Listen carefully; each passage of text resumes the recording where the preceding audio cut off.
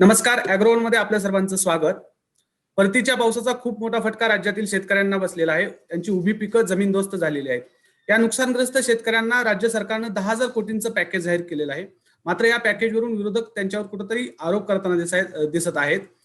तसेच या मुद्द्याबरोबरच कांद्याच्या आयात निर्यातीच्या धोरणासंदर्भात सातत्यानं सरकार ती धोरणं बदलत आहे. या संदर्भात चर्चा करण्यासाठी आज आपल्यासोबत आहेत रयत क्रांती संघटनेचे प्रमुख सदाभाऊ खोत. भाऊ, तुमचं खूप खूप स्वागत आहे अॅग्रोवन मध्ये. नमस्कार.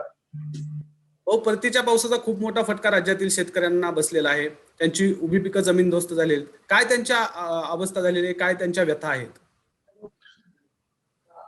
मी सर्वप्रथम आपल्या माध्यमातून आपल्या अॅग्रोवनच्या सगळ्या समूहाला आणि देशातील आणि राज्यातील सर्व कष्टकरी वर्गाला, शेतकऱ्यांना दीपावलीच्या मनापासून हार्दिक शुभेच्छा देतो. परतीचा जो काही पाऊस झाला आणि तो बऱ्यापैकी संपूर्ण महाराष्ट्रभर झाला आणि त्याचा फटका हा मध्ये शेतकरी वर्गाला बसलेला आहे. एकंदरीत जर आपण बघितलं तर सोयाबीन उत्पादक शेतकरी असेल, कपास उत्पादक शेतकरी असेल आणि त्याबरोबर इतर भाजीपाला असेल किंवा द्राक्ष, काही विभागामध्ये डाळिंब, या सगळ्याच पिकांना मोठ्या प्रमाणामध्ये यावर्षी फटका बसला आणि यामध्ये मोठं नुकसान शेतकऱ्यांचं झालेलं आहे. आपल्या लक्षात आलं असेल, आपण वेळोवेळी त्याबद्दल आपली भूमिका सरकारसमोर मांडलेली आहे. परंतु जे 10,000 कोटीचं पॅकेज दिलं, या पॅकेजचं जर आपण बघितलं तर ते 100% पॅकेज शेतकऱ्याला दिलं गेलेलं नाही. त्याच्यामधलं रस्ते बांधणीसाठी काही पैसे त्यामध्ये खर्च होणार आहेत, पाटबंधारे विभागासाठी काही पैसे खर्च होणार आहेत आणि शेतकऱ्याच्या वाटणीचा हिस्सा जर बघितला तर तो 5,000 कोटीपेक्षाही कमी आहे. निश्चितच जिरायत आणि बागायत शेतकऱ्याचा जर आपण विचार केला तर माझ्या कल्पनेप्रमाणे, कारण सरकारलाही काही मर्यादा आहेत याची जाणीव आम्हाला आहे, कारण मी सरकार काम केलं. परंतु हे बागायत क्षेत्रासाठी किमान प्रति हेक्टरी 25,000 रुपये असायला पाहिजे होतं आणि कोरडवाहू शेतकऱ्याला किमान प्रति हेक्टरी 15,000 आणि फळबाग लागवड शेतकऱ्याचं जे नुकसान झालेलं आहे त्याला किमान सरकारनं 50,000पेक्षा जास्त प्रति हेक्टरी रक्कम देणं गरजेचं होतं. म्हणजे सरकारने केलेली मदत पुरेशी नाही असं तुम्हाला म्हणायचं? कारण एका बाजूला लॉकडाऊन आणि करोनाची ही महामारी यामध्ये अगोदरच होता आणि त्यामुळं थोडी मदत वाढवणं अत्यंत गरजेचं होतं आणि ते काही फार अवघड होतं अशातला भाग नाही आहे. ही मदत तशी टोकरी दिली. एक गोष्ट मी तुमच्या आठवणीमध्ये आणून देईन की ज्यावेळी महापूर आला पश्चिम महाराष्ट्रामध्ये आणि काही उत्तर महाराष्ट्रातल्या काही जिल्ह्यांच्या मध्ये, त्यावेळी वेळच्या देवेंद्रजी फडणवीस या सरकारनं पीक कर्ज, चालू पीक कर्ज शेतकऱ्यांचं 100% माफ केलेलं होतं. आदरणीय पवार साहेबांनी त्यावेळी अतिवृष्टी झाली त्यावेळी त्यांनी दौरा करताना म्हटलेलं होतं की शेतकऱ्याला कर्जमाफी देणं अत्यंत गरजेचं आहे आणि या पॅकेज मध्ये शेतकऱ्याचं चालू पीक कर्ज माफ करण्याचं कोणत्याही पद्धतीचं शेतकऱ्याला दिलासादायक असं आश्वासनही दिलं गेलं नाही किंवा त्या दृष्टीनं सरकारनं विचारही केला नाही. माझी आज आपल्याही माध्यमातून सरकारला विनंती आहे की कर्ज आपण करणं अत्यंत गरजेचं आहे की जेणेकरून रब्बी हंगामामध्ये तो नव्यानं उभा राहील आणि शेती करा. रब्बी हंगामामध्ये शेती करण्यासाठी किमान त्याच्या बँकेच्या का माध्यमातून असेल पण पैसे उपलब्ध होतील आणि या वर्षीचा रब्बी हंगाम हा चांगल्या पद्धतीनं जाईल. एका बाजूला कोकणातला शेतकरी आपण जर विचार केला तर चक्रीवादळामध्ये आधी कोलमडलेला होता, त्यालाही पीक कर्जाची माफी देणं अत्यंत गरजेचं होतं, परंतु सरकारनं त्या दृष्टीनं कोणत्याही प्रकारचं पाऊल उचललं नाही. एक आठवण मी आपल्याला करून देतो की या राज्याचे मुख्यमंत्री आदरणीय उद्धव साहेब पाठीमागच्या सरकारच्या काळामध्ये थेट शेतकऱ्याच्या बांधावरती गेलेले होते. आणि त्यावेळी त्यांनी म्हटलं होतं की बागायत शेतकऱ्याला 50,000 रुपये द्या आणि फळबाग लागवड शेतकऱ्याला 1,00,000 रुपये मदत द्या. ठीक आहे, त्यांनी मागणी केली त्याच्यामध्ये म्हणणार नाही, परंतु ते डोळ्यासमोर ठेवून कुठंतरी त्या दृष्टीनं किमान आम्ही मदत करणं गरजेचं होतं. परंतु सरकारनं तशी काही पुरेशी मदत शेतकऱ्याला जेवढं नुकसान झालंय त्या प्रमाणामध्ये आज तरी दिसून येत नाही. भाऊ, तुम्ही साधारणतः किती मागणी केली आहे नुकसान भरपाईची हेक्टरी? नाही, आम्ही मागणी केली ती हेक्टरी फळबाग लागवडीला आमची अपेक्षा होती की 1,00,000 आणि बागायत क्षेत्राला 50,000 आणि कोरडवाहू क्षेत्राला हेक्टरी 25,000. कारण आपण एकतर 2 हेक्टरची मर्यादा घातलेली आहे. आता तुम्ही जर विचार केला विदर्भ मराठवाड्यामध्ये होल्डिंग जास्त आहे, अनेक ठिकाणी 2 हेक्टरपेक्षा जास्त शेतकऱ्याचं तिथं क्षेत्र, त्याला तर आपण मदत देणार नाही. आपण विचार करत असताना काय करतो मग की एका हेक्टरमध्ये बाबा तुम्हाला एवढा खर्च आला, आम्ही तुला एवढं पैसे दिलो. आपण सर्व आपण धरू, एका हेक्टरमध्ये सोयाबीनचं उत्पादन हे सर्वसाधारणपणे 25 क्विंटल होतं. आता आज 4,000 रुपये जरी आपण भाव पकडला तर 25 क्विंटलचं झालं 1,00,000. आपण त्याला देणार आहोत 10,000, म्हणजे 90 तोटा झाला. मग त्या 1,00,000वरती त्याचं वर्षभराचं कुटुंब असतं, की लेकरा बाळांचं शिक्षण आहे, औषध उपचार आहे, पोटा पाण्याचा खर्च आहे. आता निव्वळ त्याला 10,000 रुपये वरती वर्ष काढावं लागणार आहे. मग तो 10,000 रुपये वरती वर्ष नाही काढू शकत. मग त्याच्यामध्ये त्याने घेतलेलं हेक्टरी सोयाबीनला कर्जच घेतलेलं असतंय 15,000 ते 20,000 रुपये. म्हणजे त्याचं कर्जही भागत नाही, म्हणजे परत तो कर्जाच्या विळाख्यामध्ये शेतकरी अडकतो. मग दारात त्याला उभा राहायला लागल्याशिवाय पर्याय राहत नाही. आणि म्हणून निश्चितपणानं सरकारनं याची किमान काही रक्कम आता वाढवणं तुम्ही आता दिलेली आहे ती किमान दुप्पट करा. कारण महापुराच्या काळामध्ये जी मदत येते केंद्राची, ज्याचं कर्ज नाही त्याला आपण तिप्पट नुकसान भरपाई दिलेली होती. म्हणजे फळबाग लागवडवाल्याला आपण त्या ठिकाणी 40,000 रुपयेपर्यंत नुकसान, सॉरी 55,000 रुपयेपर्यंत नुकसान भरपाई दिलेली होती. बागायत शेतीला इनडायरेक्टची मदत 13,000 आहे, तर आपण 40,000 रुपये दिलेली होती. तुम्ही आता 25,000 वरती केलेली आहे. इकडे 8,000 रुपये इनडायरेक्टची मदत मिळते कोरडवाहू शेतकऱ्याला पर हेक्टरी 8,000. आपण तिची तिप्पट केली ती, म्हणजे 25,000 देणार होतो. किमान इनडायरेक्टची जी मदत आहे त्याच्यात तिप्पट जी मागच्या सरकारनं देण्याचं जे धोरण अवलंबलं तेच धोरण तसंच आताच्या सरकारनं अवलंबायला पाहिजे होतं. ते गरजेचं होतं, परंतु त्या पद्धतीनं धोरण अवलंबलं गेलं. त्यामुळे निश्चितच राज्यातला शेतकरी बळीराजा हा खरंच आता अडचणीत आलेला आहे. त्याची ही दिवाळी, गोड दिवाळी आपण म्हणतो, पण या वर्षीची शेतकऱ्याला आणि शेतमजुराला विशेषतः कडू दिवाळी यावर्षी साजरी करावी लागत आहे. भाऊ, या संदर्भात तुमचं मुख्यमंत्र्यांशी वगैरे काही बोलणं वगैरे झालंय का? मुख्यमंत्र्यांना मी त्या लगेच पत्रव्यवहार या संदर्भामध्ये केलेला आहे. दुर्दैव असं आहे की आदरणीय मुख्यमंत्र्यांना का वेळ मिळत नाही शेतकऱ्यांच्या प्रश्नावर, हा एक चिंतेचा विषय आहे. काही राज्यामध्ये वेगवेगळ्या क्षेत्रामध्ये शेतकरी संघटना, एक 5-6 संघटना तरी चांगल्या पद्धतीने काम करत आहेत.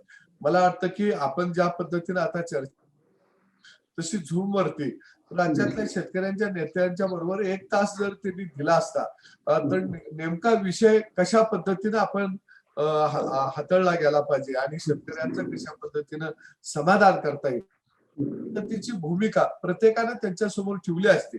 आणि सगळ्यांचं ऐकून घेतल्यानंतर एक मध्य मार्ग सरकार म्हणून काढायचा असतो, तो त्यांना काढता आला असता. परंतु निश्चित पाठवलेल्या कोणत्याही पत्राला उत्तर मिळत नाही आणि तिने मिटिंग घेत नाही. ठीक आहे, त्यांच्या मागे कामाचं व्याप असेल, शक्य झालं नसेल, पण आपल्या माध्यमातून त्यांनी जाणून घेतलं तरीही आम्हाला काही अडचण नाही. आपल्या माध्यमातून त्यांनी जाणून घ्यावं आणि निश्चितपणानं या दिवाळीच्या तोंडावरती नव्यानं काही शेतकऱ्याला देता येतं का हे त्यांनी पाहावं अशी माझी विनंती आहे. भाऊ, दुसरा एक महत्वाचा मुद्दा आहे की कांद्याच्या संदर्भामध्ये सरकार सातत्यानं कांद्याच्या आयात निर्यातीच्या धोरणासंदर्भात बदल करत आहे. सुरुवातीला कांद्याच्या निर्यात बंदीचा निर्णय घेतला, त्यानंतर इराणहून कांदा आयात केला, परत कांदा साठवणुकीवर मर्यादाही घालण्यात आल्या. तर या सरकारच्या निर्णयाकडे तुम्ही कसं बघता? रयत क्रांती संघटनेची याच्यावर नेमकी भूमिका काय? एक असं कांद्याचा प्रश्न हा आदरणीय शरद जोशींनी पहिल्यांदा उचलला, ऐरणीवरती आणला. 1980 पासूनचा कालखंड जर आतापर्यंत आपण सगळा विचारात घेतला तर अगदी हा टप्पा आपण 40-45 वर्षाचा ग्राह्य धरायला हरकत नाही. म्हणजे कांदा प्रश्नावरती जो काही लढा या राज्यामध्ये सातत्यानं उभा राहिलेला आहे. कांदा आंदोलनामध्ये अनेक शेतकऱ्यांचे बळीही गेलेले आहेत. सरकार अनेक आली आणि गेली, परंतु कांद्याचा प्रश्न कायमस्वरूपी कसा सुटेल या दृष्टिकोनातून कधीही विचार केला गेला नाही. आता काय विचार करायला पाहिजे कांद्याच्या प्रश्नाबाबतीत? कांदा हा खरंच महत्वाचा आहे का, जीवनावश्यक आहे का, याच्यावर पहिल्यांदा कुठेतरी चर्चा होणं गरजेचं आहे. मी स्पष्टपणानं सांगेन, कांदा हा जीवनावश्यक नाही आहे. म्हणजे आमच्या रोजच्या जीवनामध्ये तो कांदा जेवणामध्ये आलाच पाहिजे आणि तो नाही आला तर जेवण आम्हाला जात नाही, अशातली काही अवस्था नाही आहे. परंतु एकांती गोष्टीला आम्ही अनावश्यक विनाकारण एका वेळी त्याला महत्व दिलं की ती गोष्ट प्रत्येक वेळी अत्यंत महत्वाची होऊन जाते. बरोबर. आम्ही आमच्या लोकांच्या मानसिकतेमध्ये सुद्धा राज्यकर्ते म्हणून कुठेतरी बदल करणं किंवा मानसिकता त्यांची बदलणं हे तितकंच गरजेचं आहे. आपल्या राज्यकर्ते म्हणून आम्ही म्हणेन, कारण जनतेचा विश्वास हा जो कोण सत्तेवरती असेल त्याच्यावरती असला पाहिजे. जर या देशाच्या पंतप्रधानांनी, या राज्याच्या मुख्यमंत्र्यांनी जर सांगितलं की या वर्षी काही कारणामुळे, अतिवृष्टीमुळे असेल, दुष्काळामुळे असेल, एखादा रोग आला आणि म्हणून आमचं उत्पादन घटलेलं आहे, मग लोकांना आत्मविश्वास दिला पाहिजे, सांगितलं पाहिजे अधिकारवाणीनं. जसं लाल बहादूर शास्त्रीनं सांगितलं की एक दिवस आपल्याला आता उपवास करावा लागेल, मी किती दिवस आपण जगाच्या दारामध्ये अन्नधान्यासाठी भिकेचे कटोरे घेऊन उभा राहायचं, एक दिवस आपण सगळे उपवास करू. आपण सांगितलं पाहिजे की आता कांद्याचा परिमाणित नुकसान झालेलं आहे, उत्पादन घटलेलं आहे, थोडा कांदा कमी खावा. दुसऱ्या बाजूला सांगितलं पाहिजे की 2 वेळा जर जेवणात आम्ही कांदा घेत असू तर 1 वेळा जेवणामध्ये कांदा घ्या.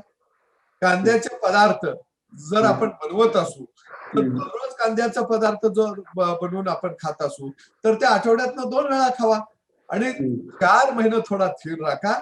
4 महिन्यानंतर हा बळीराजा परत उत्पादन निर्माण कांद्याचं करेल आणि आपल्याला तो कांदा खायला घालेल. परंतु त्याच्याविषयी आता तुम्ही फार कुरकुर करू नका का, आणि कांद्याच्या ऐवजी त्याने इतर माल तयार केलेला आहे. त्यानं बटाटा तयार केलेला असेल, त्यानं टमाटा तयार केला असेल, कडधान्य तयार केलेलं आहे, इतर भाजीपाला, तो आहारामध्ये जरा थोडासा वापरा. ही मानसिकता जनतेची जर आपण तयार केली तर या बळीराजाचं नुकसान होणार नाही. त्यालाही उत्साह वाटेल की हा देश माझ्या बरोबर आहे, या देशातली सरकार माझ्या बरोबर आहे, ही भावना त्याच्या मनामध्ये निर्माण होईल आणि तो अधिक उत्पादन करण्याच्या दृष्टीनं तो नियोजन करेल. पण आजपर्यंत असं कधीही घडलं नाही.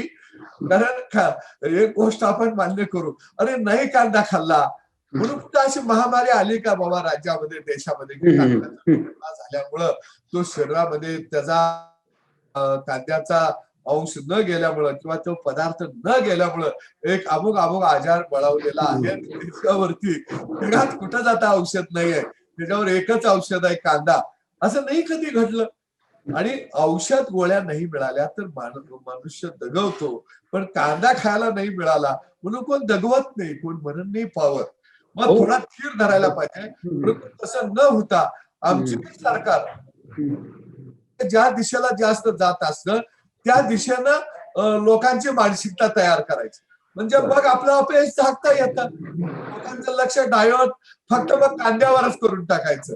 मग सगळ्या मीडियात बघा, प्रिंट मीडिया, इलेक्ट्रॉनिक मीडिया, पारावरच्या गप्पा, सगळं फक्त कांदा कांदा कांदा करत राहतात. आणि मग करा आयात. मग आयातीनं काय होतं, आयात केल्यामुळं जो आमच्या शिल्लक वाचलेला कांदा असतो, अतिवृष्टीच्या खाईतून वाचलेला कांदा असतो, रोगराईच्या खाईतून वाचलेला कांदा असतो, त्याला जर 2 पैसे जास्त मिळालं तर त्याचं जे नुकसान झालेलं आहे, जे उत्पादन घटलेलं आहे ते त्यातून भरून निघत असतं. पण ते भरून निघत नाही. मग आम्ही परदेशातनं कांदा आणतो. त्याचा परिणाम काय होतो, आमचं परकीय चलन खर्ची पडतं कारण नसताना.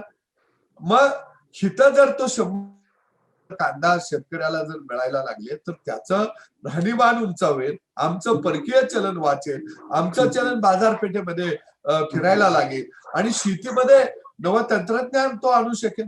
चांगल्या पद्धतीनं पुढची मशागत करून नवा कांदा तो बाजारात आणू शकेल. परंतु मला दुःख एका गोष्टीचं वाटतंय, ते कोणतं, मी पियुषजी गोयलजी यांना पत्र लिहिलं 3 तारखेला आणि मी त्यांना सांगितलं की बाबा तुम्ही एका बाजूला कृषी विधेयक मंजूर करून घेतलं, त्याचं स्वागत संघटनांनी केलं, काही पक्षांनी त्याला विरोध केला, विशेषतः काँग्रेसनं मोठ्या प्रमाणामध्ये त्याला विरोध केला. आणि आम्हाला वाटलं की आम्हाला कुठेतरी आता स्वातंत्र्य मिळतं आहे आणि सूर्योदय आता होतं आहे. सगळ्या शेतकऱ्यानं कौतुकाने शेतामध्ये गुड्या उभा केल्या आणि तुम्ही स्पष्ट भूमिका घेतली त्या विधेयकामध्ये. आम्ही निर्यात करणार नाही, आम्ही आयात करणार नाही, आम्ही निर्यातीवरती बंदी लावणार नाही, आम्ही स्टॉक लिमिट आता काढून टाकलेलं आहे. खरा आनंद वाटला. मग हे विधेयक एका बाजूला तुम्ही मंजूर करता आणि एका महिन्याच्या आत तुम्ही स्टॉक लिमिट लावता. ज्यांनी स्टॉक केलाय त्या स्टॉक भंडारावरती तुम्ही साठेबाज म्हणून धाडी घालता. त्याचा परिणाम काय झाला, व्यापाऱ्यांनी खरेदी थांबवली. 25 मेट्रिक टनापर्यंत तुम्ही स्टॉक लिमिट लावलं. अरे एका दिवशी 200-300 टन मेट्रिक टन कांदा मार्केटमध्ये येतो. मग तो व्यापाऱ्यानं 25 मेट्रिक टन खरेदी केला की राहिलेला तो खरेदी करणार नाही. तो म्हणणार मला ठेवता येत नाही. मग तो कांदा शेतकरी मागा घेऊन जाऊ शकत नाही कारण गाडी भाडं त्यानं दिलेलं असतं आणि मग त्याला नाइलाजानं भाव आपोआप कोसळतात आणि मग नाइलाजानं कमी भावानं त्याला कांदा विकावा लागतो. मग मला वाटतं की मलाही आता कायदा एखादा तयार होतो, ते कायदे या देशात कुणी पाळायचे, म्हणजे ते फक्त कायदे गरिबानं पाळायचे का, आणि सरकारने कोणतेही सरकार असू, केंद्र असू नाही राज्य असू, त्यांनी ते कायदे म्हणजे ही काही मनमानी चाललेली आहे का, अशा पद्धतीची शंका निश्चितपणानं माझ्यासारख्या चळवळीतल्या कार्यकर्त्याच्या मनामध्ये यायला लागलेली. आणि केंद्रानं काही झालं तरी कृषी विधेयक जर तुम्ही मंजूर करून घेतलं असेल तर ते तुम्ही आता का पाळत नाही, ते तुम्हाला नाही, हे कुठंतरी एकदा आता केंद्रानं जाहीर करणं गरजेचं आहे. आणि राज्य सरकारवरही माझा रोष आहे. राज्यानं ठामपणानं केंद्राला सांगितलं पाहिजे होतं कृषी केलेला आहे, त्यामध्ये स्टॉक लिमिट तुम्ही काढून टाकलेलं आहे. आता आम्ही शेतकऱ्यांच्या बाजूला आहे, राज्यातल्या व्यापाऱ्यांच्या बाजूला आहे. भले आमचं सरकार बरखास्त केलं तरी चालेल शेतकऱ्याच्या प्रश्नावरती, पण आम्ही आता कोणत्याही अधिकाऱ्याला धाड मारायला परवानगी देणार नाही, ही भूमिका घ्यायला पाहिजे होती. परंतु मात्र भाऊ कांद्याच्या दरामध्ये वाढ झाल्यानंतरच केंद्र सरकार अशा प्रकारची धोरणं अवलंबतं, तर याबद्दल तुम्ही काय सांगाल? माझं मत असं मी मगाशी म्हटलं की कांदा जर भाव वाढ झाली तर सरकारनं जनतेला विश्वास दिला पाहिजे की शेतकऱ्याजवळचा कांदा संपलेला आहे आणि आता तुम्ही थोडा धीर धरा, 2-4 महिने का सरकारनं घ्यायला पाहिजे. दुसऱ्या बाजूला असंही होता कामा नये, नाफेडच्या माध्यमातून सरकारने पुरेशी खरेदी करावी आणि कांद्याची भाव वाढ व्हायला लागली की सरकारनं तो कांदा मार्केटमध्ये आणावा. आता एक धोका आहे की कमी भावामध्ये व्यापारी मोठ्या प्रमाणामध्ये कांदा साठवणूक करतील आणि नंतर बाजारामध्ये आणून त्या ठिकाणी ते विक्री करतील. तर माझं असं मत आहे की एक स्टॉक लिमिट तयार करूया की बाबा प्रत्येक व्यापाऱ्याला सर्वसाधारणपणे की 2,500 मेट्रिक टनापर्यंत किंवा 1000 मेट्रिक टनापर्यंत 1500 मेट्रिक टनापर्यंत कांदा साठवणूक करता येईल एका व्यापाऱ्याला. आणि मग दुसरी एक नवी योजना आपण राज्यात आणू शकतो. फार्मर प्रोड्युसर कंपन्याला आपण उत्तेजन देऊ शकतो आणि फार्मर प्रोड्युसर कंपन्यांच्याकडे स्टॉक करण्याची यंत्रणा आपण उभा करूया. त्याला काय बँक कर्ज सरकारनं अनुदान द्यावं आणि शेतकऱ्यांच्याच फार्मर प्रोड्युसर कंपन्या तयार होतील आणि शेतकरी त्या ठिकाणी आपला माल स्टॉक करून ठेवतील आणि त्याच्यावरती त्याला चालू बाजार भावाप्रमाणे 50% कर्ज आपण बिनव्याजी त्याला उपलब्ध करून देऊया आणि मग शेतकरी हळूहळू कांदा तो बाजारामध्ये आणेल. आता आपण कांदा चाळीला उत्तेजन दिलेलंच आहे. अजून आपण कांदा चाळीला उत्तेजन आपल्याला भीती वाटते की व्यापारी स्टॉक करतील, त्याच्याऐवजी शेतकरी स्टॉक करेल आणि उत्पादक ते ग्राहक संत शिरोमणी सौतामाळी आठवडा बाजार योजना आपण आणलेली होती. ही योजना आपल्याला मोठ्या प्रमाणामध्ये शहरामध्ये राबवावी लागेल. फार्मर प्रोड्युसर कंपनीच्या माध्यमातून डायरेक्ट ग्राहकाला काही वस्तू शेतकऱ्याच्या कशाला पोहोचतील ही एक साखळी त्याच्यामध्ये तयार करणं अत्यंत गरजेचं आहे. बरोबर. भाऊ, दुसरा एक मुद्दा असा आहे की कर्नाटक असेल, आंध्र प्रदेश असेल, या राज्यातील कांद्याला निर्यातीला परवानगी केंद्र सरकार देत आहे, मात्र महाराष्ट्रावरच अन्याय का? कर्नाटकमध्ये आणि आंध्रमध्ये ज्या कर्नाटक मधली जी कांद्याची जात आहे, आता तिचं वाण माझ्या आठवणीत बेंगलोर रोज तर त्या वाणाला केंद्रानं दिली. तसं बघितलं तर आपला जो उत्तर महाराष्ट्राचा जो पट्टा आहे त्या पट्ट्यामधलं हवामान आणि तिथल्या कांद्याची एक विशेष अशी चव आहे आणि तो कांदा त्या कांद्याला सगळीकडेच मोठ्या प्रमाणामध्ये मागणी असते. निश्चितपणानं केंद्राचं धोरण या ठिकाणी निश्चितपणानं चुकलेलं आहे. कारण एकदा तुम्ही निर्यात बंदी 100% हटवा आणि एक 5 वर्षाचा कालबद्ध कार्यक्रम द्या की 5 वर्ष बाजारात कितीही कांदा मागला तर आम्ही निर्यात बंदी करणार नाही. हे एकदा धोरण करावं. हे केल्याचा परिणाम काय होईल? निश्चितपणानं कांद्याचं क्षेत्र मोठ्या प्रमाणामध्ये वाढेल आणि उत्पादन वाढलं की निश्चितपणानं बाजारातले तर दर स्थिर राहतीलच, परंतु जागतिक बाजारपेठेमध्ये आपल्या कांदा जागतिक मार्केट आपण काबीज करू शकू आणि मोठ्या प्रमाणामध्ये देशालाही परकीय चलन मिळेल. शेतकऱ्यांच्या घरातही 2 पैसे येतील. सरकारनं आता धरसोडीचं धोरण आता तरी बंद करावं केंद्रानं. मी तर आता या मताशी आलेलो आहे की शेतकऱ्यासाठी तुम्ही काहीच योजना आणू नका, काही खरंच आणू नका. फक्त शेतकऱ्याच्या छाताडावरनं उठा आणि आम्ही आता आपोआप चालायला लागेल. तुम्ही आमच्या कृपा करून आमच्या छाताडावर एवढं येऊन बसू नका. मला काय वाटतं की आता भीकवादी योजना बंद करावी. पहिली मागणी मी तुमच्या माध्यमातून आज करतो, पीएम किसान योजना जी आम्हाला जातात देऊ नका. महाराष्ट्रात देशात कुणीही मागणी केली नाही, मी पहिल्यांदा. खरंच देऊ नका. ती योजना बंद करा, फक्त निर्यात बंदी लावू नका. एवढं मेहरबान. त्या तुमच्या 2000च्या ऐवजी माझ्या शेतकऱ्याच्या खिशामध्ये 2-2 लाख रुपये येतील. तुमचं 2000ची भीक नको. म्हणजे जसं आमच्या लेकरांना शाळेमध्ये घुगऱ्या देऊ नका, पण ज्या घुगऱ्या आम्ही तयार करतोय गहू तांदूळ त्याला भाव द्या. आम्ही बदाम खायला घालतो, तुमच्या घोगऱ्याची गरज नाही. कारण हे पैसे म्हणजे असं भिकेचे तुकडे आहेत. हे भिकेचे तुकडे आता बंद करा. आमचं आहे ते आम्हाला द्या. आणि म्हणून निश्चित 5 वर्ष जर यांनी कांद्यावर निर्यात बंदी घालणार नाही एवढं धोरण जर अवलंबलं तर मी सांगतो की कशातूनही निर्यातून इतर शेतमालाच्या जेवढा पैसा सरकारला मिळणार 4 पट जास्त पैसा निर्यातीमधून कांद्यातून सरकारला मिळेल. आणि कांदा उत्पादक शेतकरी हा खरोखर एक अतिशय सुदृढ शेतकरी, ताकदवान शेतकरी, आर्थिकदृष्ट्या सक्षम शेतकरी हा कांदा उत्पादक या देशामध्ये राज्य आणि या राज्यामध्ये बनल्याशिवाय राहणार नाही. फक्त कृपा करावी केंद्र सरकारनं की आता किमान 5 वर्ष तर निर्यात बंदी कांद्यावरती लावू नये. पण मी तुम्हाला जाऊन सांगतो तसं करणार नाही. कारण आपल्या सरकारांना पीकवाद योजना राबवायचा फार छंद लागलेला.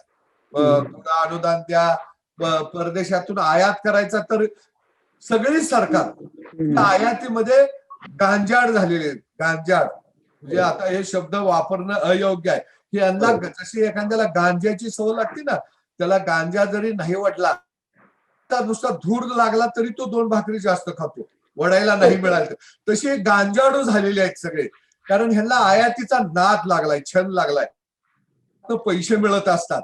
त्यामुळं आणि ते काय दाखवतात, गोंडस नाव, गरीबाला खायला कमी पडू नये म्हणून आम्ही बाहेरनं आणत आहे.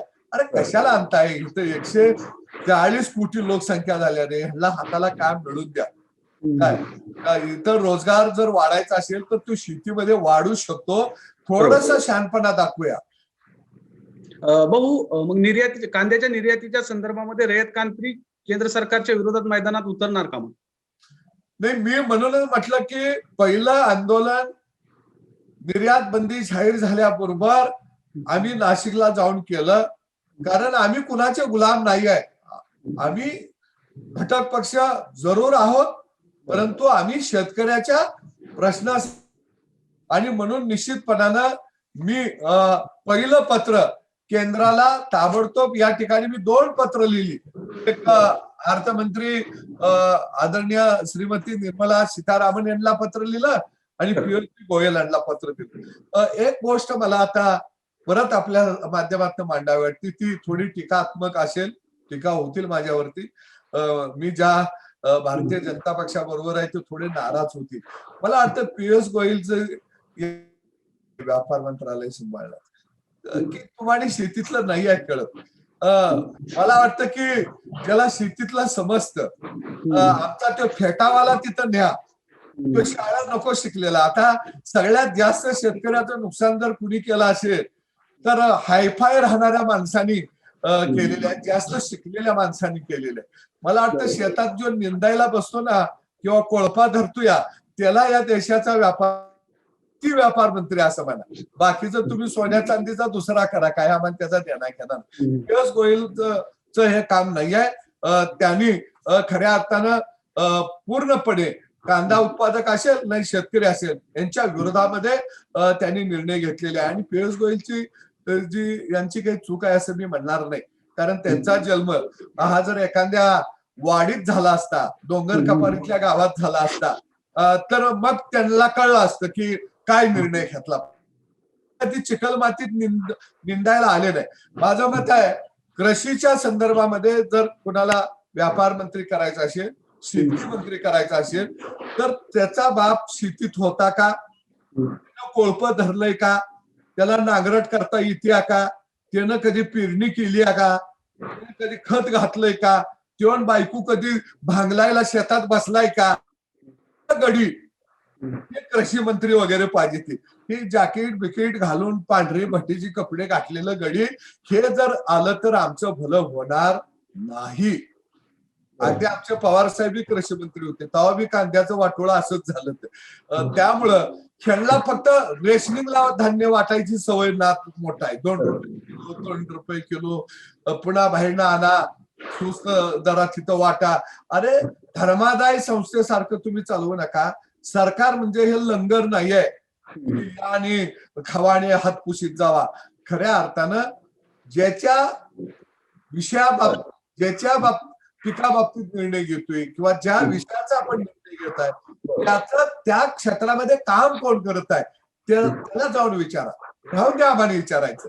त्या कांदावाल्याला जाऊन जर विचारलं असतं तुझ्या कांद्याचं काय करायचं बाबा आता, तर त्यानं सांगितलं असतं धोरण काय राबवलं पाहिजे. भाऊ, या कांद्याच्या मुद्द्याबरोबरच आणखी एक महत्वाचा मुद्दा आहे तो कृषी कायद्यांचा. केंद्र सरकारने जे कृषी कायदे केलेत त्यांना मोठ्या प्रमाणावर विरोध होताना दिसतोय. आज त्या कायद्यांच्या विरोधात देशभर आंदोलनही होतात, विविध शेतकरी संघटना रस्त्यावर उतरलेल्या आहेत. कोल्हापूरमध्ये बघितलं तर भव्य ट्रॅक्टर रॅली काँग्रेसनं काढून या कायद्यांचा निषेध केलेला आहे. पंजाब बरोबर राजस्थानने या केंद्र सरकारच्या कायद्यांविरोधात नवीन कृषी कायदे मंजूर करून घेतलेले आहेत. आता महाराष्ट्र सरकारने या कायद्यांना स्थगिती दिलेली आहे. तर या संपूर्ण प्रक्रियेकडे तुम्ही कसं बघता? रयत क्रांतीची नेमकी भूमिका काय? एक आहे की हे कृषी विधेयक आहेत, हे शेतकऱ्याला खऱ्या अर्थानं मुक्ती देणारीच विधेयक आहे. त्याचं पहिल्यांदा आम्ही स्वागत केलेलं आहे. काँग्रेसनं त्यांच्या जाहीरनाम्यामध्येच म्हटलेलं होतं की आम्ही शेतीवरची सगळी बंधनं हटवू. हा कायदा तरी काय असा वाईट आहे हो? या कायद्यामध्ये काय म्हटलेलं आहे की मंडीच्या मार्केट कमिटीच्या आवाराच्या बाहेर शेतकऱ्याला शेतकऱ्याचा शेतमाल विकता येईल किंवा कोणत्या त्याच्याकडे पॅन कार्ड असेल, आधार कार्ड असेल, तर तो व्यापारी शेतकऱ्याच्या बांधावरती जाऊन शेतकऱ्याच्या खळ्यावरती जाऊन शेतकऱ्याचा शेतमाल खरेदी करेल. शेतकऱ्याला ज्याला माल विकायचा आहे त्याला तो विकायचा अधिकार शेतकऱ्याला असेल. कोणत्याही राज्यातला व्यापारी कोणत्याही राज्यामध्ये जाऊन सहजरित्या तिथं शेतकऱ्याचा माल खरेदी करून आपल्या राज्यामध्ये घेऊन जाईल. शेतकऱ्याला वाटलं की मला दुसऱ्या राज्यामध्ये माल नेऊन विकायचा आहे, तो माल विकायचा शेतकऱ्याला अधिकार आहे. शेतकऱ्याला वाटलं की माझा माल कोणत्याही व्यापाऱ्याला विकायचा नाही, तो मार्केट कमिटीमध्ये घेऊन विकायचा आहे, तर शेतकरी त्या ठिकाणी मार्केट कमिटीमध्ये घेऊन तो माल आपला विकू शकेल. एखाद्या कंपनीला वाटलं की शेतकऱ्याबरोबर आपल्याला करार करून त्यानं तयार केलेला शेतमाल मी खरेदी करू शकेन, तर शेतकरी त्या कंपनी बरोबर त्याला जर परवडला, त्याला भाव योग्य वाटला, तर त्या कंपनी बरोबर करार करेल आणि तो शेतकरी त्या कंपनीला माल विकेल. शेतकऱ्यांच्या राज्यामध्ये फार्मर प्रोड्युसर कंपन्या तयार होतील. फार्मर प्रोड्युसर कंपनीच्या माध्यमातून शेतकऱ्याचा माल त्या कंपन्या खरेदी करू शकतील. एखादी कंपनी असेल तो त्या ठिकाणी वेअरहाऊस उभा करू शकेल, कोल्ड स्टोरेज उभा करू शकेल. म्हणजे एका बाजूला शेतकऱ्यानं माल कुठं विकावा त्याची मोकळीक या कायद्याच्या माध्यमातून दिली गेलेली आहे. स्टॉक लिमिटेशन काढून टाकण्याचा निर्णय या कायद्याच्या माध्यमातून सरकारने घेतलेला आहे. म्हणजे आडत असणार नाही, हमाली असणार नाही, या सगळ्या जोखाडातून शेतकरी मुक्त झालेला आहे. शेतकरी वाटलं की माझा माल मी डायरेक्ट ग्राहकाला जाऊन विकू शकेल. म्हणजे यामध्ये ना मार्केट कमिटीवर कुठं बंधन ना शेतकऱ्यावरती कुठं बंधन. म्हणजे एका बाजूला बंधन मुक्त व्यापार या ठिकाणी खऱ्या अर्थानं करण्याची चांगली भूमिका घेतलेली आहे. आणि आधारभूत किमतीनं राज्य सरकार आणि केंद्र सरकार शेतकऱ्याचा पूर्वीसारखा माल खरेदी करू शकेल. आता कापसाचे आधारभूत केंद्र आपण सुरू करायला लागलेलोच आहे. सोयाबीनचे आधारभूत केंद्र आपण आता सुरू करायला लागलेलोच आहे. म्हणजे ते कुठं बंद पडलेलं नाही. परंतु काँग्रेसनं गेल्या 60 वर्षामध्ये शेतकऱ्याला मोकळीक दिली नाही. काँग्रेसनं हेच पाप केलं की किमती वाढायला लागल्या की लगेच निर्यात बंदी करायची, अनावश्यक परदेशातनं शेतमाल आयात करायचा, इथल्या शेतकऱ्याची माती करायची आणि मग शेतकरी अडचणीत आला की मग त्याला तुकडा टाकायचा, कर्जमाफीचा तुकडा टाकायचा, मग त्याला पाईपलाईनला अनुदान द्यायचं, मग विहीर काढायला अनुदान द्यायचं, बस घ्यायला अनुदान द्यायचं, शिडी घ्यायला अनुदान द्यायचं. म्हणजे आम्हाला किती दिवस असं लाचारासारखं तुमच्या दारामध्ये उभा करणार आहोत. जग जर सगळं खुलं झालं असेल, जर व्यवस्था या देशानं जर स्वीकारली असेल तर ती शेतीमध्येच काय होऊ नये. आणि काँग्रेसनं जे पाप केलं ते त्या पापामध्ये कृपा करून भारतीय जनता पक्षानं येऊ नये. त्या पापी काँग्रेसची जी गंगा पापाची वाहत आहे तिच्यामध्ये पाय ठेवू नये. चांगलं विधेयक तुम्ही आणलंय. काँग्रेस का विरोध करायला लागलेला आहे? काँग्रेसला माहित आहे की ह्या विधेयकामुळे जर शेतकऱ्याला 2 पैसे जर उभा मिळायला लागले तर शेतकरी हा ह्यांचा वोटर बनेल, भारतीय जनता पक्षाचा मोदीचा वोटर बनेल, आपलं वोटर मग आपल्या हातून निघून जाईल.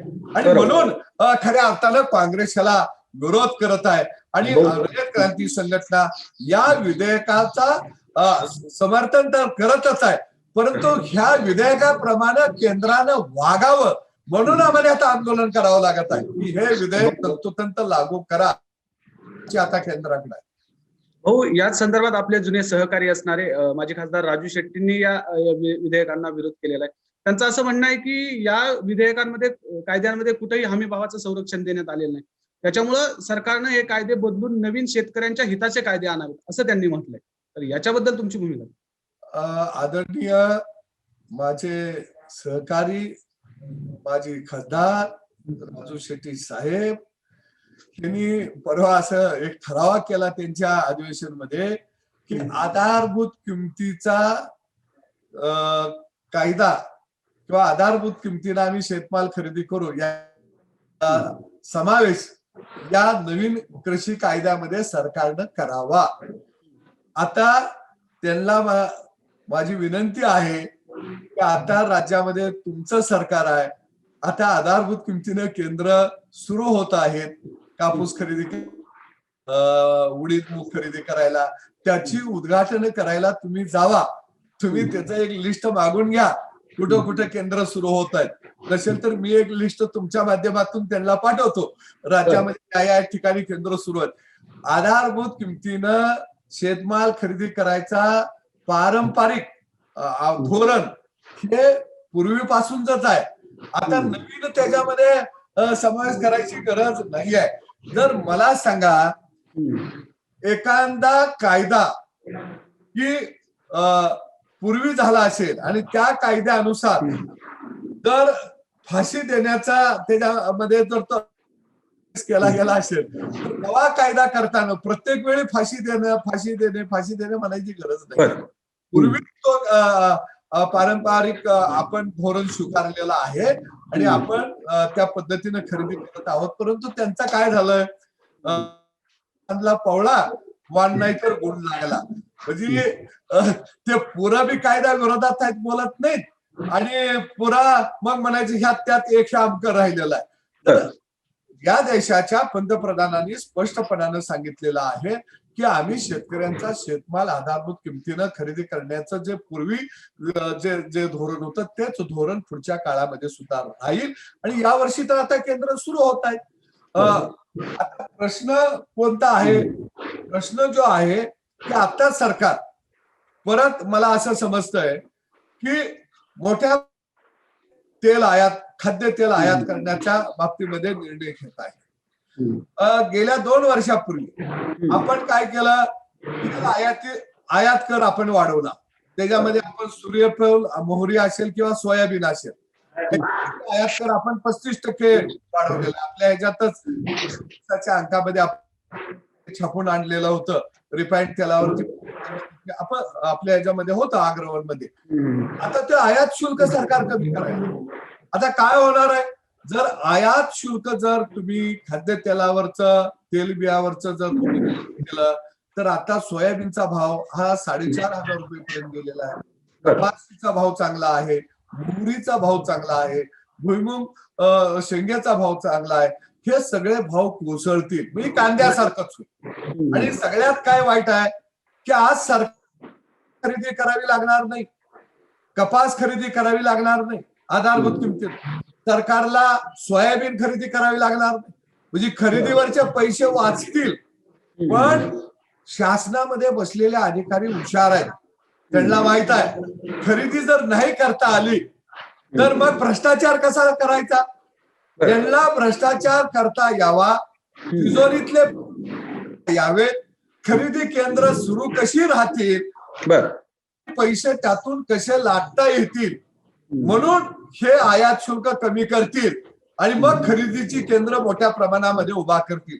खरेदीच्या केंद्रामधून, आधारभूत खरेदीच्या केंद्रामधून शेतकऱ्यांचं भलं होत नाही तर अधिकाऱ्यांचं भलं होतं, ठेकेदारांचं भलं होतं, दलालांचं भलं होतं. कारण या देशामध्ये आतापर्यंत जेवढं म्हणून काही धान्य उत्पादन होत आहे त्यापैकी आपण खरेदी 6%च करू शकतो. म्हणजे आतापर्यंत आपण उत्पादन झालेल्या पैकी 25% सुद्धा शेतमाल खरेदी करू शकलो नाही. अगदी पंजाब मधला आणि उत्तर प्रदेश आणि हरियाणा मधला आणि गहू तांदळाचा अपवाद वगळता, कारण त्याच 2 राज्यामध्ये मोठ्या प्रमाणामध्ये आधारभूत किमतीनं गव्हाची आणि तांदळाची खरेदी होत असते. आणि म्हणून त्या आधारभूत किमतीनं जर खरेदी पूर्वीसारखी नाही झाली तर आमचे गव्हाचे भाव पडतील का, ही भीती कोणाला त्यांना वाटत आहे. ते पिल्लू काँग्रेसवाल्यांनी सोडून दिलंय आणि मग ती आपली ट्रॅक्टर घेऊन नाचायला लागली ती. अरे आधारभूत किमतीनं जर या वर्षी खरेदी केंद्र सुरू नाही झाली तर ट्रॅक्टर घेऊन नाचा ना. परंतु आपल्या देशामध्ये एक सगळ्यात काय आहे की अफवा सोडा, आणि लोकसंख्या एवढी आपली अफाट आहे, आपण तिला कामात गुंतवलेली नाही आहे, आपण तिला देवाधर्मात जास्त गुंतवल्या, आपल्यावर आपण तिला जास्त उभा करत असतो. आणि त्यामुळे या देशात कितीही पक्ष निघाला तरी अध्यक्ष मिळतच असतात, कारण उत्पादनच एवढं लोकसंख्येचं मोठं आहे की तिथं प्रत्येकाला अध्यक्ष मिळतो. आणि म्हणून आता कुठंतरी या कोरोनाच्या संकटातून आपण हळूहळू सावरायला लागलेलो आहे. जागतिक बाजारपेठेमध्ये आपल्याला खऱ्या अर्थानं कब्जा मिळवायचा असेल तर आपली जी धोरणं आहेत ही कष्टकरी जनतेच्या बाजूची, हिताची कशी राहतील या दृष्टीनं खऱ्या अर्थानं केंद्रानं आणि राज्यानंही विचार करावा. भाऊ, दुसरा एक अत्यंत महत्वाचा मुद्दा आहे, तो म्हणजे ऊसाच्या एफआरपीच्या संदर्भामध्ये. सोमवारी स्वाभिमानी शेतकरी संघटनेची ऊस परिषद झाली. या ऊस परिषदेमध्ये एक ठराव मांडण्यात आला आहे की एफआरपी प्लस अधिक 200 रुपये शेतकऱ्यांना दर द्या, अशी मागणी माजी खासदार राजू शेट्टी यांनी केली आहे. आणि जर हे एफआरपीचा दर दिला नाही तर साखरेचे कोतही आम्ही बाहेर पडू देणार नाही, असा इशारा त्यांनी दिलाय. कसं झालं, मी तुम्हाला एक सांगतो. मगाशी जसा कांद्याचा विषय घेतला तसा पाठीमागे एक विषय झाला होता तूर डाळीचा. तूर डाळीची किंमत वाढल्याबरोबर जे रोज आहारामध्ये तुरीचं वरण न खाणारे सुद्धा लोक तुरीवर चर्चा करायला लागले. मी पश्चिम महाराष्ट्रातला आहे, आपण सगळे पश्चिम महाराष्ट्रातले लोक पण सणासुदीलाच आपल्या ताटामध्ये तुरीचं वरण येत असतं किंवा मग डाळ कांदा घरात कधीतरी बनवत असतात. पण तुरीची किंमत वाढल्याबरोबर सगळ्यांना लक्षात यायला लागलं की वरण गायब झालं, गरिबाच्या ताटातलं वरण गायब झालं. मी मुंबईमध्ये अनेक मित्रांच्या घरी जेवायला गेलो, पण कधीच मला तिने तुरीचं वरण दिलंच नाही. आजपर्यंत मला काय खायला मिळालं. हा, तो फिरत असताना मराठवाडा, खानदेश आणि विदर्भात गेलो की मग मात्र तुरीचं वरण येतं. पण पश्चिम महाराष्ट्र, कोकणात गेलं की तुरीचं वरण कधीच नसतं. पण भाव वाढल्यावर प्रत्येकाला असं वाटायला लागलं की जणू रोज आपण तुरीच्या वरणानच आंघोळ करतोय का काय. प्रत्येकाच्या तोंडात तुरीचे भाव गगनाला भिडले, गरिबाच्या ताटातलं वरण पळ आलं, म्हणजे आंघोळच करत होता रोज वरणानं. तशी का अवस्था आहे. ऊसाचा हंगाम आला की कोयता लावून देणार नाही, कांड बाहेर पडू देणार नाही. मग एक मिटिंग घ्यायची, त्या मिटिंग मधनं काय होतं, मग पट्टा पडायच्या आत राहिलेली रक्कम तुम्ही द्या. आता तिने मागणी केली, मी बघितले, एफआरपी अधिक 200 रुपये. हे 200 रुपये कधी पट्टा पडल्याबरोबर आम्हाला 200 रुपये तुम्ही द्यायचे आहेत आणि आता एफआरपी एक रकमी द्यायची. त्या मुद्द्यावरती मी माझी भूमिका स्पष्ट केलेली होती, रयत क्रांती संघटनेची भूमिका म्हणून स्पष्ट केलेली होती. साखर कारखान्यांनी एक रकमी एफआरपी आम्हाला दिला गेला पाहिजे, ही आमची पहिली मागणी. आता एक रकमी एफआरपी दिली गेली पाहिजे हा कायदाच आहे. ऊस तुटल्यानंतर 14 दिवसाच्या आत साखर कारखान्यांनी शेतकऱ्याच्या खात्यावरती एफआरपीची रक्कम जमा केली पाहिजे. नाही केली तर त्यांच्यावरती गुन्हे दाखल होतील. बऱ्याच कारखान्यांनी ती केलेली नाही गेल्या वर्षी सुद्धा भाऊ. हा, मग साखर संचालकांना तो अधिकार आहे. आम्ही साखर संचालकांच्याकडे मागणी करू की जे साखर कारखाने गेल्या वर्षीची एफआरपी दिली नाही त्यांच्यावरती तुम्ही गुन्हे दाखल करा आणि चालू एफआरपी एक रकमी जे कारखाने देणार नाही त्याच्यावरती गुन्हे दाखल करण्याचं काम हे राज्य सरकारचं आहे आणि राज्य सरकारनं ते करावं आणि ते कायद्यानं मिळत आहे. दुसऱ्या बाजूला त्यांनी सांगितलं की जी काही मजुरी वाढलेली आहे 14 रुपये आमच्यातून कपात करून घेऊ नका. ठीक आहे, ती योग्य आहे, त्याला माझा पाठिंबा आहे. ती कपात आमच्यातून करू नये. बाय प्रोडक्ट कारखानदार बनवत आहेत, त्याच्यातून त्यांनी ती वाढीव रक्कम त्या ठिकाणी द्यावी. साखर आम्ही 2 रुपये अजून वाढ करावी, 33 रुपये, म्हणजे आम्ही 34 रुपये मागितले, त्यांनी 34 रुपये त्या ठिकाणी मागितलेली आहे. मला वाटतं की यावर्षी साखर कारखाने एकंदरीत जर आपण विचार साखर उद्योगाचा केला तर यावर्षी आपल्याकडे स्टॉकच आहे भारतामध्ये 1.5 लाख मेट्रिक टन. आपल्याकडे बफर स्टॉक सध्या आपल्याकडे आरंभीची साखर आहे. उपलब्ध जी साखर आहे ती सर्वसाधारणपणे काहींचं मत आहे की 280 ते 270 लाख मेट्रिक टन साखरेचं उत्पादन यावर्षी होईल आणि एकूण उपलब्ध आपल्याकडे आहे ती 400 लाख मेट्रिक टनापेक्षा जास्त. साखरेची उपलब्धता यावर्षी होईल. आपल्याला खायला जी साखर लागत आहे ती 260 लाख मेट्रिक टनाच्या आसपास आपल्याला लागत आहे.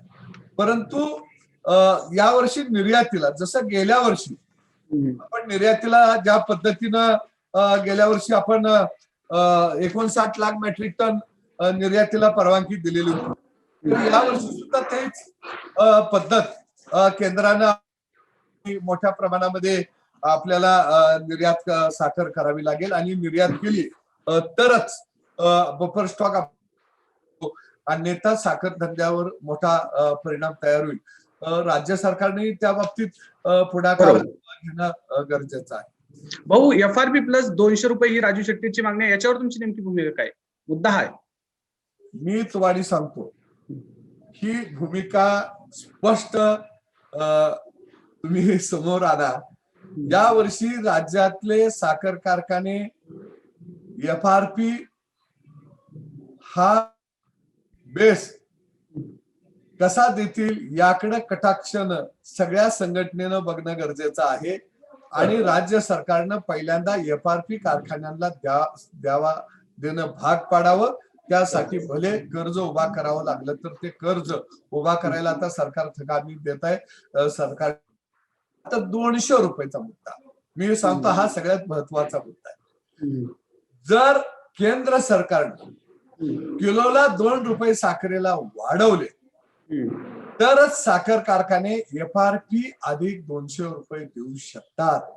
अन्यथा साखर कारखाने या वर्षी 200 रुपये FRP अधिक 200 देऊ शकत नाही. आता राहिला मुद्दा दुसरा, काही कारखाने देणार आहेत, ते कोणते देणार आहेत? मी त्याचा अग्रक्रमानं नाव घ्यायचं झालं तर मग हुतात्मा सहकारी साखर कारखाना वाळव्याचा राजाराम बापू तो देऊ शकतो, हुतात्मा देऊ शकतो. सह्याद्री, आता सहकार मंत्री जे आहेत, सह्याद्री सहकारी साखर कारखाना, तो साखर कारखाना देऊ शकतो. तुम्ही म्हणणार की नाव काय घेतलं, की असे 3-4 साखर कारखाने किती FRP पेक्षा जास्त 100-200 रुपये देऊ शकतात. बाकीचे FRP पेक्षा जास्त भाव आजच्या मितीला, आजची जी एकंदरीत जी बाजारातली परिस्थिती आहे ही पाहता देणं कठीण आहे. आणि दुसरा एक पळवाट यावर्षी कारखाने काढणार आहे, आपल्या माध्यमातून सांगतो, ते इथेनॉल निर्मितीला आपण जास्त प्रोत्साहन देत आहोत. आणि डायरेक्ट इथेनॉलकडे अनेक साखर कारखाने वळणार असल्यामुळं त्यांचा रिकव्हरी बेस कमी होणार आहे. आणि मग रिकव्हरी बेस कमी झाला की ते कमी द्यावी लागते. असाही मध्यम मार्ग काही कारखाने काढण्याची शक्यता आहे. परंतु रयत क्रांती संघटनेचं जे आंदोलन असेल, एक रकमी FRP द्या आणि केंद्र सरकारकडे मागणी असेल की किमान 2 रुपये प्रति किलोचा भाव, हमी भाव तुम्ही वाढवा, की जेणेकरून आम्ही कारखान्यांना ते 200 रुपये आम्हाला मिळतील. आणि हे 2 रुपये केंद्रानं कारखान्यांना वाढवून देत असताना की हे 2 रुपये डायरेक्ट तुम्ही शेतकऱ्याला द्यायचा आहे. आम्ही जी वाढ तुम्हाला, म्हणजे राजू शेट्टींच्या मागणीला तुमचा पाठिंबा आहे 200 रुपये? नाही, केंद्रानं 2 रुपये वाढवून दिलं तर साखर कारखाने 200 रुपये वाढवून देणार आहेत. जरी ते वेगळ्या मध्ये असले, माझा आणि त्यांचा अंतर असलं, तर या मागणीला माझा निश्चितपणानं पाठिंबा आहे. मागणी योग्य आहे, परंतु केंद्रानं त्याला 2 रुपये द्यावं लागतील. कारण सगळ्याच विषयामध्ये आमचा दोघांचा वादही अशातला काही भाग नाही. कारण ते शेतकऱ्याच्याच प्रश्नावरती काम करत आहेत, आम्ही शेतकऱ्याच्या प्रश्नावरती काम करतो. आमचा काही धोरणावरती आमचा काय वाद आहे. जसं कृषी विधेयकाला आमचा पाठिंबा आहे, कृषी विधेयकाला त्यांचा विरोध आहे. विरोध असायचं कारणही साहजिकच आहे, कारण ते राज्यामध्ये काहीतरी 150 संघटना आहेत आणि ते 150 संघटनेचे नेते आहेत. त्यामुळं 149 संघटना विरोध करत असल्यामुळं त्यांचं भाऊ ते त्यांच्या बाजूला आहे. भाऊ, दुसरा एक मुद्दा आहे की ऊसतोड कामगारांनी यावेळेस वाढीव दरासाठी आंदोलन केलं, वाहतूकदारांनी सुद्धा आंदोलन केलं. तर या आंदोलनादरम्यान सदाभाऊ खोत नेमके कुठे होते? ते कुठेच दिसले नाही. एक असं आहे की वाहतूकदार संघटनेला आणि तोडणी मजूर संघटनेला आमचा पाठिंबा आहे. त्या त्या क्षेत्रामध्ये आदरणीय पंकजाताई असतील किंवा अजून काही संघटना असतील त्या काम करत होत्या आणि त्यांनी तो विषय उचलून धरलेला होता. आणि त्याची एक समिती होती. ती समितीमध्ये प्रमुख आदरणीय शरद पवार साहेब जे होते आणि ते दरवर्षी हंगामामध्ये ते त्यांचे प्रश्न घेऊन रस्त्यावर येत असतात. साखर संघ वगैरे एकत्रित बसून आणि कारखान्याचे प्रतिनिधी बसून तो त्या ठिकाणी तोडगा काढत असतात. त्याची ती परंपरा आहे. त्यामुळं त्याला मी विरोध करायचा काही गरज नाही, कारणही पाठिंबा तर आमचा आहे. शेवटी तोडणी मजूर आणि शेतकरी हे एका नाण्याच्या दोन बाजू आहेत. भाऊ, काल एक महत्वाचं प्रकरण घडलं. रिपब्लिक चॅनलचे जे संपादक आहेत ते अर्णब गोस्वामींना पोलिसांनी अटक केलेली आहे अन्वय नाईक प्रकरणाप्रकरणी. मात्र या प्रकरणावरून भाजप म्हणते की राज्यामध्ये कुठेतरी आणीबाणी सदृश परिस्थिती निर्माण झालेली आहे. तर असं तुम्हाला वाटतंय का? काय तुमची नेमकी भूमिका? मला एक गोष्ट ह्याच्यामध्ये प्रकर्षाने जाणवती की आपण लोकशाहीमध्ये जे काही प्रिंट मीडिया असेल, मीडिया असेल, ह्याला आपण चौथा स्तंभ मानतो. तर प्रत्येकाला एक स्वातंत्र्य दिलेलं आहे आणि मला वाटतं की महाभारतातल्या एक ठिकाणी मला आठवतो, तो लक्ष्मण ज्यावेळी हरणीच्या पाठीमागे धावला सीतेच्या सांगण्यावरून, जाताना त्याने एक अशी रेष की मी जा हे परिस्थिती तोपर्यंत या रेषेचं उल्लंघन करू नये. तसं आता काही आता लक्ष्मण नाही आहे कोण, असा कोण कुणाला आता रेस मारू देऊ शकत नाही. आणि दिली तर प्रत्येक जण आता बुद्धिवान आहे. प्रत्येक व्यक्ती त्याच्या विचार पद्धतीनं ती बुद्धिवान आहे. पण स्वतः तर काय अशा रेषा आखून घातल्या गेल्या पाहिजेत त्या काय. आणि या प्रकरणामध्ये एक गोष्ट आहे की सरकार येऊन 1 वर्ष झालं. 1 वर्षानंतर सरकारला जाग आले की अर्णब गोस्वामी दोषी आहे, पाठीमागं गुन्हा केलेला आहे. ठीक आहे, आपल्या देशामध्ये न्यायालय आहेत, कायद्याला सगळी मानतो. ठीक आहे, त्यांनी कायद्याला सामोरे जावं, त्यांचं काय मत आहे ते त्यांनी मांडावं. पण मला वाटतं की एखादा व्यक्ती एखाद्या व्यवस्थेच्या विरोधामध्ये गेल्यानंतर लगेच त्याच्यावर कारवाई करायची का? आणि करायला हरकत नाही. मग पूर्वी का केली नाही? मग ती आताच का केली? थोडा वेळ जाऊन देता आला असता का नसता? याचा विचार करणं गरजेचं आहे. पण अलीकडच्या काळात काय होतं की सरकार किंवा कोण कोण आहे ते टार्गेट वर घेतलं जातं. यानं काय होतं, अशा पद्धतीनं जर आपण टार्गेटवर लोक घेऊन जर मागचं आपलं ग्रामीण भाषेत बोलायचं झाला, तुझा आता वचपा काढतो असं जर काढायला आपण लागलो तर निश्चितपणाने एक भीतीचं वातावरण तयार राहील आणि ते विकासाच्या दृष्टीनं फार चांगलं आहे असं मला वाटतं. प्रणव गोस्वामी, मी आता विषय निघाला की ते चॅनल काही मला फारसं पाहण्यात आलेलं नाही, कारण मी काही असं मुलांनी दाखवलं मिनिटं बोललो, मी काही बघितलं नाही. बघितलं नाही त्याला बघितलं नाही म्हणायला काय हरकत नाही. मला वाटतं की तो काय फार मोठा विषय असं नाही, त्यांनी जावं. पण सरकारनं सुद्धा आकसबुद्धीनं काही कारवाई करत असताना सरकार म्हणून विचार करणं अत्यंत गरजेचं आहे. कारण मी मागं लोकसभेला विषय निघाला म्हणून लोकसभेला माड्यातनं उभा राहणार होतो. मला लगेच 8 दिवसात अडकिवला आणि अडकिवल्यावर पुन्हा वरनं फोन लावायचे, मंत्री फोन लावायचे. म्हणजे आता मी नाव नाही घेणार त्यांचं, त्याला जेवण आतच ठेवलाय का, त्याला ते सळीतनं भाकरी द्या. आता काय अधिकारी मला सांगायचे, अशी सांगितली. म्हणजे आपण कुठल्या थराला निघालेलो आहोत. आणि मला वाटतं की महाराष्ट्रातल्या जनतेला ना कंगनाचा देणा घेणाय, ना त्या अरुण गोस्वामीचा देणा घेणाय. त्याला तरुणाला या कोरोनाच्या महामारीतून आम्ही नव्यानं कसं उभा राहू, त्यासाठी सरकार कशा पद्धतीनं मदत करणार आहे, आमच्या बरोबर राहणार आहे, याची चिंता मला वाटतं आपल्या गावगाड्यातल्या माणसाला आहे. दुधाचे भाव पडलेले आहेत, दुधाला आम्हाला 2 पैसे मिळतील का, याची चिंता जास्त लागलेली आहे. आणि काही लोकांना राजकारणासाठी एक रोज नवीन आज मला कसं आहे, सध्याचे राज्यकर्ते हे गारुडी झालेले आहेत. म्हणजे जसा गारुड एखादी वस्तू काढणार म्हणतो आणि थोड्या वेळात आता ससा होणार आहे. जमलेली माणसं 4-4 तास 5-5 तास काम धंदा सोडून त्याच्या ससा कवा होती बघित राहते ती. तसं रोज एक प्रकरण हे काढायला लागलेले आहेत. मी यांना हात जोडतो, गड्यानं ही प्रकरण बंद करा आणि आता गावाकडे चला.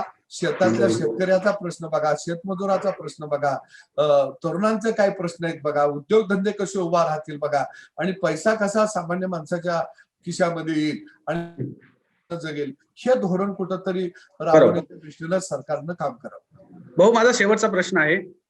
भाजपचे सहयोगी पक्ष तुम्ही आहात. भाजपवर नाराज होऊन भाजपचे जे ज्येष्ठ नेते आहेत एकनाथ खडसेंनी राष्ट्रवादी काँग्रेसमध्ये प्रवेश केलेला आहे. या पक्षांतर्गत तुम्ही कसं बघता? भाजपमध्ये अंतर्गत कलह असल्याचं पाहायला मिळतं.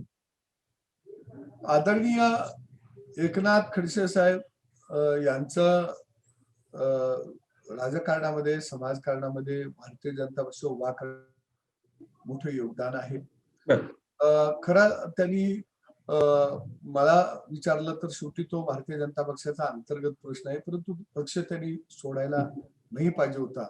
कारण आम्ही सगळे एकत्रितच गेली अनेक वर्ष मंडळी गोपीनाथ मुंडे साहेबांच्या काम करत होतो. परंतु आता तो अंतर्गत त्यांच्या भारतीय जनता पक्षाचा तो प्रश्न आहे. परंतु त्यांनी हाताळून खडसे साहेब हे आज भारतीय जनता पक्षातच असायला हवे होते, असा मानसिकता असणाऱ्यापैकी एक कार्यक्रम. भाऊ, तुम्ही अॅग्रोवनला वेळ दिला आणि सविस्तर आमच्याशी चर्चा केली त्याबद्दल तुमचं खूप खूप आभार. अॅग्रोवन मध्ये आज इथेच थांबत आहोत. अधिक अपडेटसाठी तुम्ही पाहत राहा अॅग्रोवन.